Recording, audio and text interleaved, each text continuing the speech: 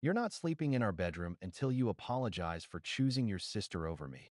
She said it like a punishment, not realizing I'd already started building a life without her that I never thought a sentence could sound like both a punishment and a test of loyalty.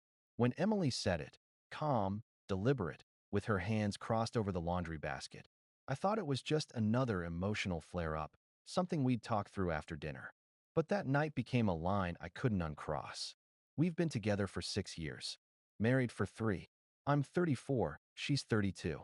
I work as a systems engineer, the kind of person who documents everything, who likes order, plans, receipts, structure. Emily's a graphic designer. Bright, social, emotional in a way that makes people trust her instantly.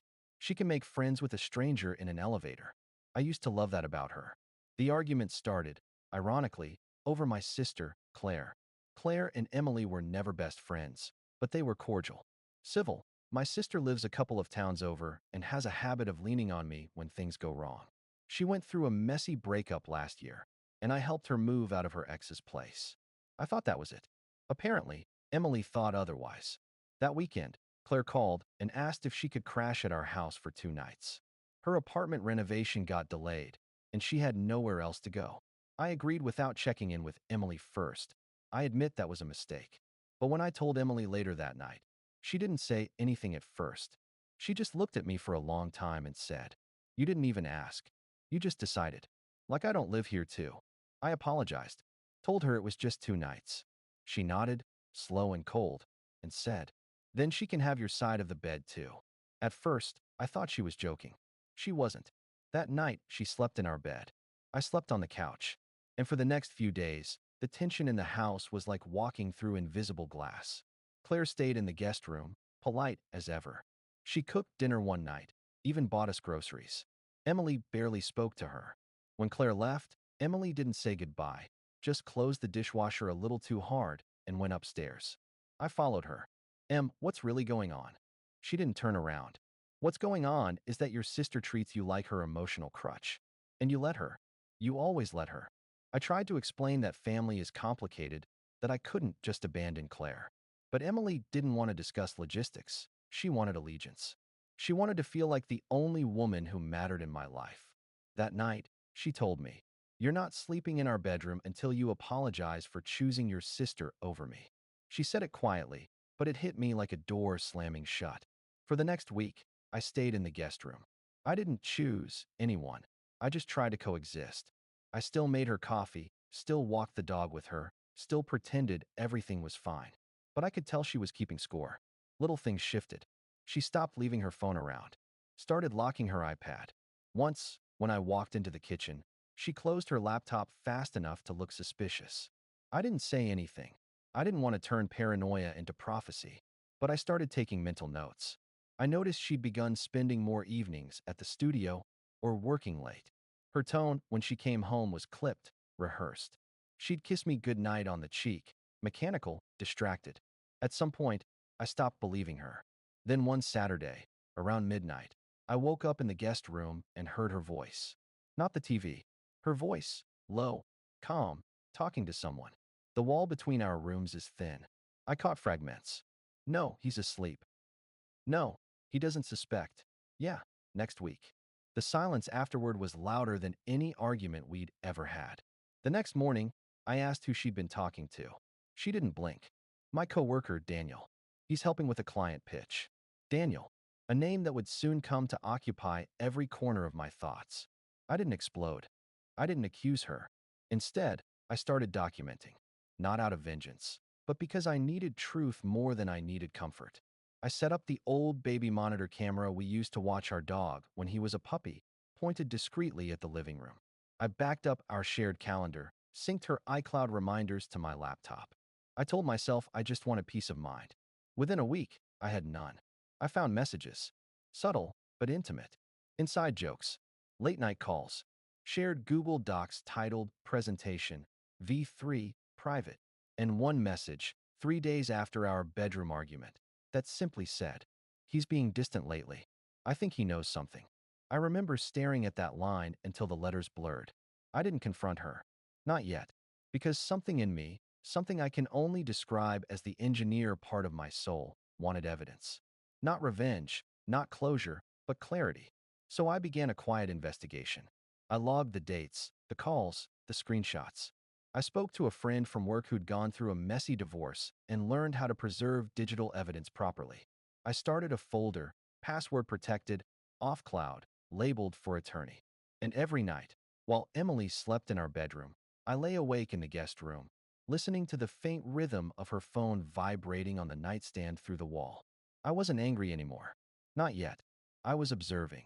The way you watch an approaching storm through double glass, too calm to realize you're already inside it. You're not sleeping in our bedroom until you apologize. That sentence stopped being about the argument a long time ago. It became the quiet contract of our new reality. Control, silence, separation. And I hadn't even realized yet how far she was willing to take it. The day everything snapped started quietly, like most days when something irreversible happens. It was a Tuesday. She left early, saying she had a client breakfast. I knew from the calendar backup that there was no meeting scheduled. Still, I played along. I even texted her a good luck message I didn't mean. Then I opened my laptop. The night before, I'd noticed the home Wi-Fi log showed a connection from her phone at 2:47 a.m., long after she'd claimed she was asleep. I pulled the router's history and saw a new device connected briefly, a hotspot named Pixel_04. Daniel used a Pixel. That was the first time I felt something physical, like my chest had collapsed inward. It wasn't jealousy, not even rage. It was the realization that every conversation, every small apology I rehearsed in my head, had been pointless. So I did what engineers do. I treated betrayal like a data breach. That evening, I moved with quiet precision. I had already duplicated her cloud backups, but this time, I exported the full message logs. There it was, weeks of emotional breadcrumbs leading to one hotel booking, under her name, paid with our joint card. The check-in date? That very night. I didn't even think. I grabbed my car keys and drove downtown. The hotel wasn't even discreet. It was the same one we'd used for our anniversary staycation 2 years ago. I parked across the street and waited, hidden behind a tinted SUV, camera rolling from my phone. At 7:38 p.m., I saw her walk in. Black coat, the same perfume she wore on our first date. 15 minutes later, Daniel walked in after her. That was it. No dramatics. No chasing. Just confirmation. I sat there another 20 minutes, watching the revolving door, before driving home in complete silence. When I got back, I didn't cry, didn't drink, didn't even touch my phone. I just opened a Word document and started writing everything down. Timestamps, screenshots, call logs, the hotel address. If I was going to lose my marriage, I wasn't going to lose control of the narrative. By midnight, I had a digital folder labeled Record 1, proof of infidelity. But here's the thing. When you finally have evidence, when the fog clears, it doesn't bring relief. It's not justice. It's just a different kind of pain, one you can no longer pretend is misunderstanding. The next morning, I printed everything, sealed it in an envelope, and put it in the safe. I didn't know yet if I'd use it for divorce court or just closure. I only knew I needed distance. So I packed a few essentials and moved into the spare room, for real this time. No more pretending it was temporary. When she came home that night, I was sitting at the kitchen table, laptop closed, coffee mug in hand. She smiled faintly. Rough day. I just looked at her and said, I know. Her expression changed in slow motion. Confusion, realization, then something like fear. She didn't ask what I knew. That told me everything. For the first few minutes, she tried denial, claimed I was misinterpreting things. Then, when I showed her the screenshots, she broke down. I didn't mean for it to happen, she said. It just got complicated. That word, complicated, was like poison. It's what people say when they want you to share the blame for their choices. I asked her one question. Was it worth losing everything we built? She didn't answer. Instead, she asked if I planned to ruin her life by telling people. That's when I realized how differently we saw truth. For me, it was about integrity. For her, it was about image. Over the next few days, we lived like polite strangers. I stayed in the guest room permanently. She moved through the house like a ghost. Sometimes I caught her crying in the shower. Sometimes she'd stand at my door like she wanted to knock, but never did. Then came the second blow. It was a Thursday morning when I got a call from HR. They said an anonymous complaint had been filed. claiming I'd been emotionally abusive to my spouse, that I'd isolated her and used surveillance devices inappropriately. I remember sitting there, frozen, while the HR rep asked if I had anything to say. In that instant, I realized Emily had gone on the offensive. Whether out of panic, shame, or advice from someone, Daniel, she was trying to get ahead of the story, make me look unstable before I could reveal hers. That's when rationality kicked in again. I calmly told HR I was aware of the allegations and that I had documented evidence that contradicted them. I didn't elaborate, just said I'd let my attorney handle it. And then I got one. A friend recommended a quiet but brutal divorce lawyer, someone who didn't posture, just prepared. Within 48 hours, we'd filed for separation and issued a preservation request for all her communications in case of defamation or malicious false report. When Emily found out, she called me from the driveway. I didn't answer.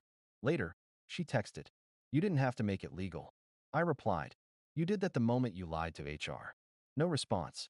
That weekend, I began moving my things into a small rental across town. The dog came with me. She didn't fight that. Maybe she knew she'd already lost that argument too. I remember standing in the empty living room of the rental, staring at the boxes, thinking how absurdly quiet peace can sound. Weeks earlier, that silence would have felt like punishment. Now it felt like oxygen. But I didn't post this story to boast about resilience or winning. There's no winning in this kind of war, just survival, documentation, and learning how to live with the version of yourself that stayed too long trying to be reasonable. And yet, I still caught myself checking the cameras sometimes, not out of paranoia, but habit, like a reflex to protect myself from someone I once trusted most. Emily moved out of the house 2 weeks later. I heard she went to stay with her mother. I didn't block her number. I didn't delete the photos. I just let them sit, digital ghosts of a life that now felt like a case file. 3 weeks after separation, she sent one last message. "I wish you could forgive me. I just didn't know how to deal with feeling second place." I never replied. Because forgiveness isn't a reply, it's a process, one that doesn't require an audience. Update 1. It's strange how reputation collapses, not with a bang, but with an email. 2 weeks after I filed for separation, I was summoned to a formal HR follow-up. Emily's complaint had evolved. Now, it included screenshots, out of context ones, suggesting I'd monitored her communications without consent. She'd taken fragments of my own investigation and reframed them as harassment. When I walked into that meeting room, 3 people were waiting: my supervisor, HR's lead investigator, and a legal observer. They were polite, professional, and cautious in the way people are when they think you might be dangerous. They asked if I'd like to make a statement. I said, "Yes, but before I do, please open this." And I slid a flash drive across the table. It contained the full chronological record, metadata, timestamps, original files, and even the home Wi-Fi logs that proved Emily's late-night hotel connection. I didn't editorialize. I didn't get emotional. I just laid out facts. For 30 minutes, they reviewed it in silence. The HR rep looked more and more uncomfortable the longer it went on. When they finally spoke, their tone had changed completely. "We'll need to pause the investigation until we verify all this," the lead said. "Thank you for your cooperation." That was the moment the panic finally loosened its grip on me. Not victory, just oxygen. Over the next week, I lived on autopilot. Work, lawyer, emails, repeat. I learned more about digital forensics than I ever wanted to. My attorney, Julia, helped me issue a preservation request to Emily's workplace too, since Daniel was technically her colleague and potential witness. Then, 3 days later, Julia called me at 9:42 p.m. "She's trying to negotiate a joint statement," she said. "Something about a miscommunication and a private marital dispute." Translation: she realized the HR narrative was collapsing and wanted to bury it before it formally backfired. Julia asked if I wanted to consider it, to just let it go quietly. I said no, not out of vengeance, but because if I stayed silent now, the record would show only her version of events. I told Julia, "I'm not trying to ruin her. I just want my name back." She understood. The next day, I got an email from Emily. No greeting, no apology, just this: "If you're set on destroying me, at least admit you're doing it because you can't handle that I moved on." That was the first time she admitted there was someone else. I didn't reply. Instead, I archived it, Exhibit E, for the folder. The HR department formally closed their case 2 weeks later. Their conclusion: no substantiated evidence of misconduct. They didn't say she lied, but the silence between the lines was clear enough. Still, the rumor mill at work had already done its damage. People looked at me differently, some sympathetic, others hesitant, a few just curious. You learn who your real friends are when you walk into a break room and the conversation stops mid-sentence. It hurt more than I expected, not because I needed approval, but because I'd always tried to live quietly, decently. And in 1 month, that reputation had been dragged through the mud, not by some stranger, but by the person I used to trust with my passwords, my health records, my life. Meanwhile, Emily's own world started to crumble in slow motion. I didn't do anything to accelerate it. I didn't leak her messages or post online. I just let gravity do its work. Her company HR eventually found out she'd been involved with a coworker, Daniel, in breach of policy. He was transferred. She was encouraged to resign. My lawyer told me, almost clinically, "You're free to pursue damages for defamation if you want." But I didn't. It wouldn't fix anything. It wouldn't give me my nights back or the version of myself that believed arguments could always be talked through. There was one last confrontation, though. It happened when I came to collect the rest of my belongings from the house. She was there, sitting on the couch, wrapped in a blanket that used to be mine. The dog wagged his tail nervously between us. She looked smaller somehow, tired, unsteady. "Can we just talk?" she asked. I sat down but didn't look at her. She said she'd been confused, that she'd felt pushed away when I supported Claire, that she just needed to feel wanted again.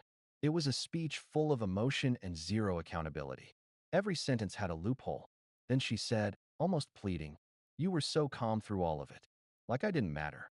That line cut deeper than I expected. Because she was right, I had gone numb. Somewhere between documenting evidence and defending myself, I'd turned into a machine. But machines don't bleed, people do. And sitting there, listening to her justify it all, I realized how much blood I'd lost to keeping peace. So I told her the only honest thing I could. I stopped reacting because I realized my feelings were being weaponized. Calm was the only thing you couldn't twist. She cried. I didn't. I just picked up the last box, my old chess set, and left. That was 3 months ago. The divorce is now moving through mediation. We communicate only through lawyers. I've rebuilt most of my routines: morning coffee, running, quiet evenings without the constant hum of suspicion. But every so often, I still wake up expecting the sound of her footsteps in the hallway. The one that used to mean comfort, now meaning control. It's strange how silence can mean two opposite things depending on who's listening. If you're reading this and think this is about revenge or moral superiority, it's not. It's about how easily reality can fracture when one person decides that truth is negotiable. I didn't win. I just refused to lose the one thing she couldn't fake: documentation. And that's the paradox. Evidence gives you peace, but peace built on proof is still a kind of scar. Final update: that it's been 11 months since that night in the hotel parking lot. Long enough for the paperwork to end, but not long enough for the echoes to fade. The divorce was finalized 2 months ago. No courtroom drama, no last-minute appeals, just signatures, notarized pages, and silence. She kept the house. I kept the dog.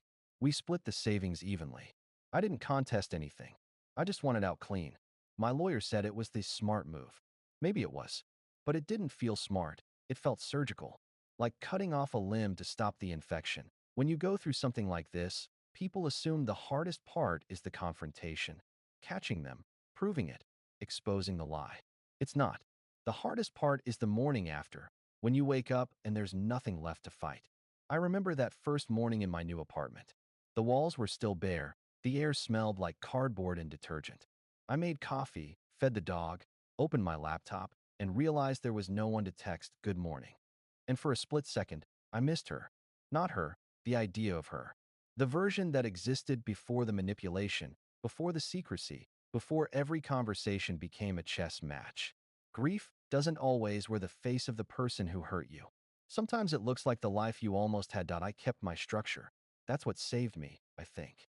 Work, gym, walks with Baxter, the dog. Weekly therapy. Yeah, I started therapy, something I'd resisted for years because I thought I could logic my way through pain.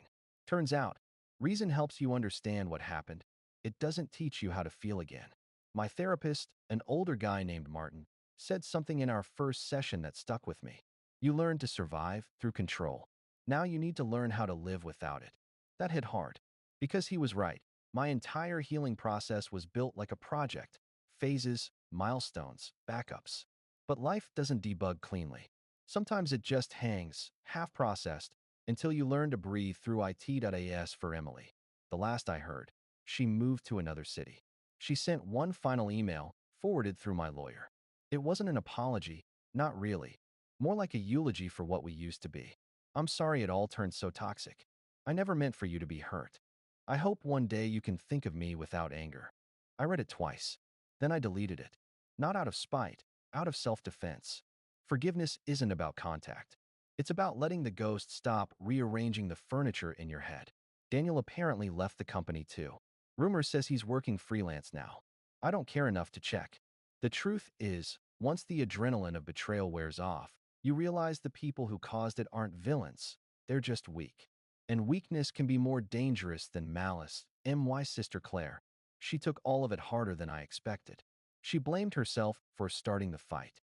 I told her she didn't. She just existed in a space Emily couldn't control. That's all it took. When I finally told Claire everything, she cried. Not for Emily, but for me. Because she said she'd seen the shift long before I did. She didn't want to share you with anyone, not even your family. That's not love. That's possession.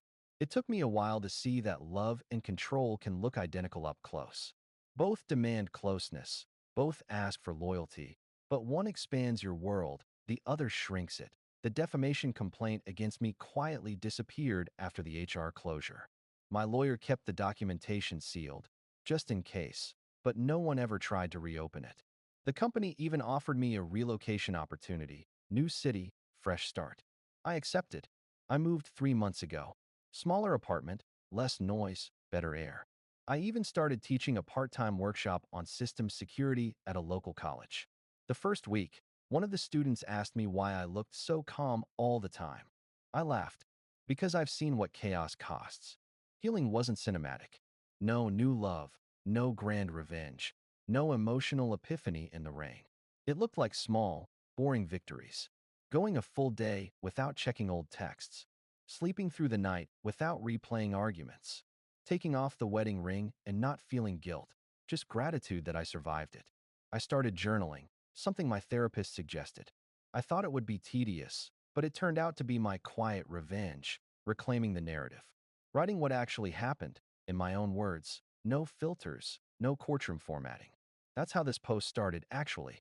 Not as a cry for validation, but as documentation. The kind that no one can twist this time, that you'd think collecting proof brings peace. It doesn't. It just keeps you from going insane. It lets you know you weren't crazy, that the gaslighting, the subtle guilt, the false accusations weren't figments of your imagination. But once the storm ends, you're left with folders, screenshots, recordings, relics of a war you never wanted to fight. I still have that flash drive. It sits in a small box, labeled in Sharpie. Proof, 2024. I can't bring myself to throw it away yet. Not because I need it, but because some scars you don't erase, you archive them. Quietly. People think betrayal changes how you see others. It doesn't. It changes how you see yourself. You start asking, why didn't I notice sooner? Why did I stay calm instead of angry? Was I complicit in my own manipulation? But over time, I realized calm isn't weakness. It's a survival strategy. When you've been gaslighted long enough, neutrality becomes your rebellion. I used to think justice meant exposure, making sure everyone saw the truth. Now I know justice is simply being able to walk away without explaining yourself to anyone. A few weeks ago, I got a letter, an actual paper letter, forwarded from my old address. It was from Emily. No return address. Inside was a short note, handwritten. You were right. I used your calmness as a mirror for my own chaos. I'm sorry. You deserved better love than mine. I didn't feel vindicated, just tired. Because sometimes, even when the apology comes, it's too late to matter. I didn't keep the letter. I read it once, then shredded it, fed it piece by piece into the bin until it was just confetti. Not out of hatred, out of peace. Last night, I sat on my balcony, Baxter asleep at my feet. A mug of tea cooling beside me. The city lights flickered against the glass. Somewhere, A couple argued through an open window. Familiar words, same tone, same exhaustion. I caught myself smiling, not out of schadenfreude, but recognition. We all live on the edge of misunderstanding. Some just learned the cost earlier. And as I sat there, I realized something simple. I'm not angry anymore. Not at her, not at myself, not at the version of us that died somewhere between silence and suspicion. Peace doesn't look like forgiveness. It looks like moving on without needing to be believed.